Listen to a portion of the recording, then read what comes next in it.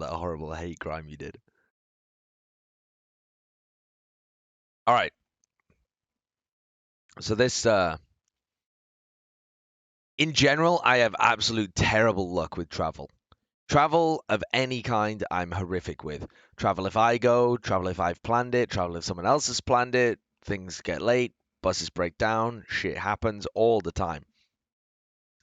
But what really started a lot of this, I used to travel maybe about an hour on a bus up to see a girlfriend that lived further north than I did.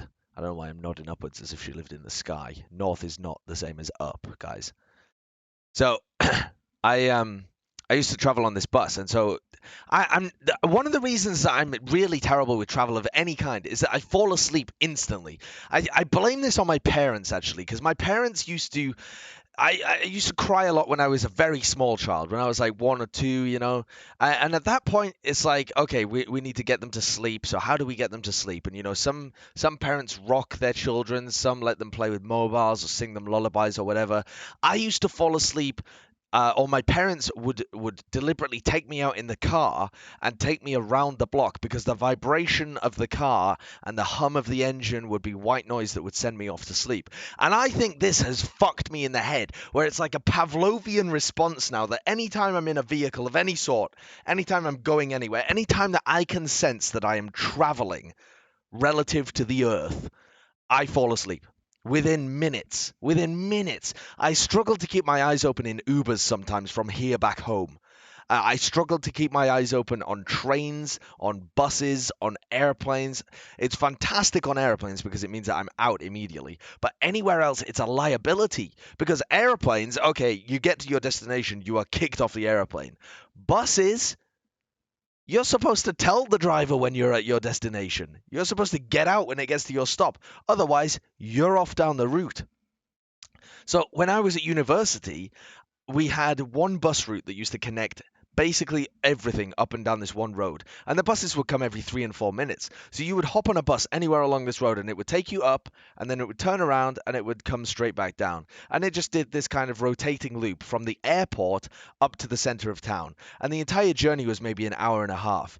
Multiple times I've got on just intending to go home, fallen asleep on the journey on this like 20-minute journey from the center of town back to my house and ended up at the airport and woken up and gone, oh, fuck's sake, I'm at the airport, I've fallen asleep again. So then I need to pay for another fare and head back. One time, one time absolutely fucked me because I fell asleep at town. I get to my place, I'm asleep, I miss it completely. I get to the airport, I wake up, I'm like, oh, for fuck's sake. So I'm like, okay, I have to stay awake. Obviously, Pavlovian response to trying to stay awake on a bus.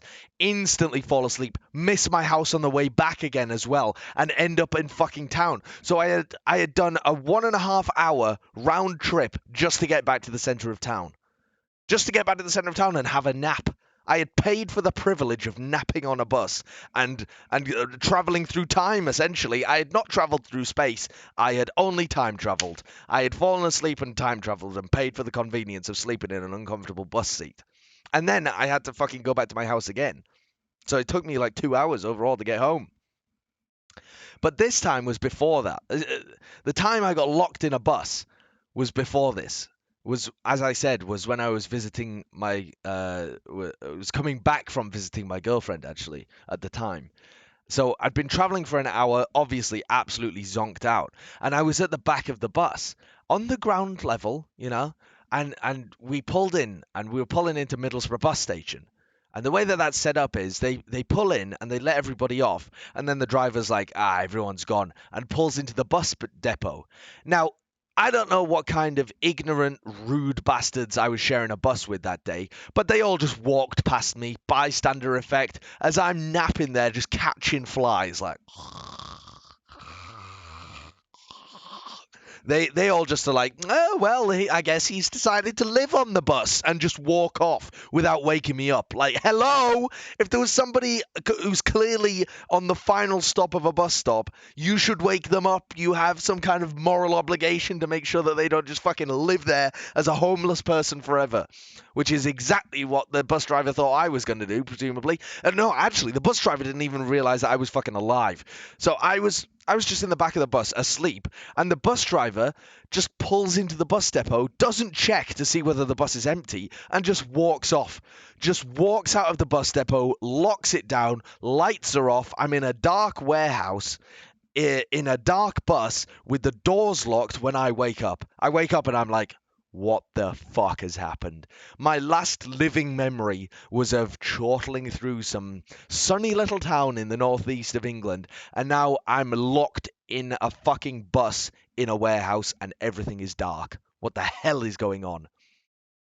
So I I was stuck in a bus. I don't know whether you've ever had this happen to you before, but I was locked in a vehicle. I had no idea how to proceed. So I tried the doors, but they wouldn't open. And I tried pulling them, but they're on like pneumatic locks, and it didn't work at all. So I was like, what the fuck do I do? So I crawled into the driver's seat, the driver's bunker thing. I like pried open the door and climbed into the seat, and I'm looking at all of these buttons that are in front of me, like, how am I supposed to know which one opens the door? Nobody can see me. I'm just miles away from any other living human being. The driver's fucked off. He's probably having dinner with his wife. And I've just woken up God knows how much longer, how much later. And I have to try and figure my way out of the crystal maze that is this bus. So eventually, after smacking a load of random buttons, I see one that says that's like emergency release. So I was like, okay, all right, let's go for the emergency release button. Hit it, the doors go, and an alarm goes, wah, wah, wah, wah, wah, wah. And I'm like, oh fuck, and I just panic and I run, and I just sprinted out of this bus and straight out the warehouse. I was just like, I'm not explaining myself at all. They might think I was trying to steal a bus. I don't give a fuck. I am running. I am out of this place. Just smashed the emergency release, shit my pants, and ran. And this is just me in the middle of Middlesbrough as well. Like I'm not at my final destination. I still have to get home. So I just had to run out of this warehouse, find where the fuck I was in the middle of Middlesbrough, and just try and run out and down the streets and get back home. It was ridiculous. It was incredibly strange. And then I found my way to the bus station because the bus depot was right next to the bus station. I got to the bus station, and the security people, the guys that were cleaning the place and stuff, are like, "What's the alarm going on? What's going on?" I'm walking past all these people that are like, "What the hell is going on out there?" I'm just like, I don't know anything about that. Don't know anything about that. Oh, yeah, you guys should probably check that out. That sounds serious. Just fucking running. I could. Why would I? I can't. I can't call anyone